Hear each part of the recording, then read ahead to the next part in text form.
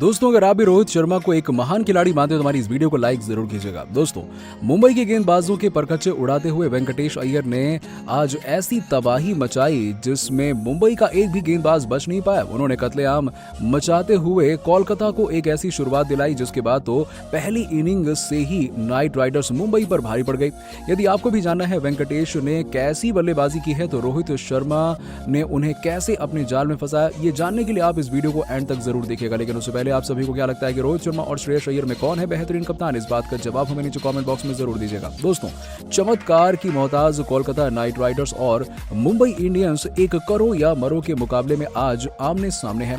ऐसे में प्रशंसकों को एक बेहद ही हाई वोल्टेज मुकाबला देखने को मिलने की पूरी उम्मीद थी। ऐसे में टॉस जीतकर कैप्टन रोहित शर्मा ने पहले गेंदबाजी करने का फैसला किया और शायद पिछले मुकाबले में बाहर किए गए वेंकटेश अय्यर आज कुछ अलग ही सोच कर आए थे।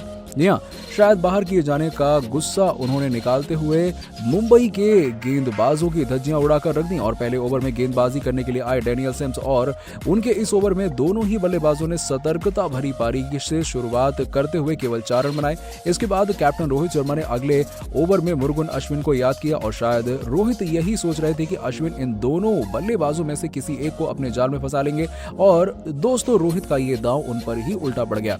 इसमें वेंकटेश्वर ने दूसरी गेंद पर छक्का लगाया तो उनकी आखिरी गेंद पर शानदार चौका लगाते हुए अपने विस्फोटक इरादे जाहिर कर दिए। वेंकटेश अब कोलकाता की पारी को बुलेट ट्रेन की रफ्तार से चलाने की तरफ अग्रसर हो चुके थे। जी हां, अब उनके सामने कोई भी गेंदबाज आता वो बाउंड्री लगाने से नहीं चूकते और एक बार फिर से अगले ओवर में गेंदबाजी करने आते। पिछले मुकाबले के हीरो रहे डेनियल सिम्स और उनकी चौथी गेंद पर खूबसूरत छक्का लगाकर वेंकटेश ने समा बांध दिया और देखते ही देखते कोलकाता 3 ओवर के बाद में 26 रनों के पार पहुंच गई और यहां तक टीम ने एक भी विकेट नहीं खोया था।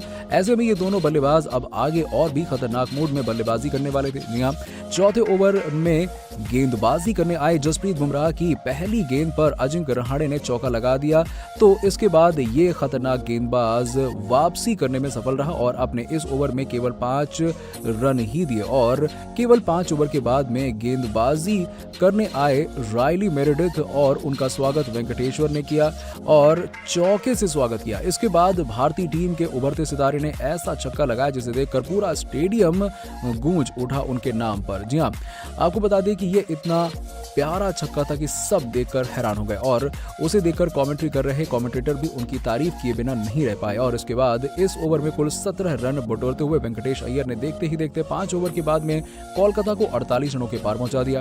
दोस्तों, एक तरफ वेंकटेश मुंबई के गेंदबाजी क्रम को तबाह करने में लगे हुए थे तो दूसरी तरफ अजिंक्य रहाणे केवल उनको स्ट्राइक दे रहे थे और अब पावर प्ले का आखिरी ओवर डालने के लिए रोहित शर्मा ने एक गैम्बल खेला। जी हां, उन्होंने गेंद युवा स्पिनर कुमार कार्तिकेय के हाथों में रोहित ने शायद यही सोच कर दिया था कि इस ओवर में आर या पार की लड़ाई होगी और दोस्तों हुआ भी कुछ ऐसा ही। कार्तिकेय की पहली गेंद पर शानदार चौका लगाते हुए वेंकटेश अय्यर ने अजिंक्य रहाणे के साथ 50 रनों की पार्टनरशिप पूरी कर ली और इसके बाद उन्होंने कार्तिकेय की अगली गेंद पर 2 रन बनाए और फिर तीसरी गेंद पर 92 मीटर का एक विशाल छक्का लगाते हुए वेंकटेश्वर ने रोहित शर्मा का सिर दर्द बढ़ा दिया क्योंकि अगर कुछ देर ये बल्लेबाज और बल्लेबाजी कर जाता है तो रोहित पहली इनिंग में पीछे हो जाएंगे और हो सकता है कि मुंबई ये मुकाबला भी गंवा दे क्योंकि आज अय्यर किसी को छोड़ने के मूड में नहीं थे।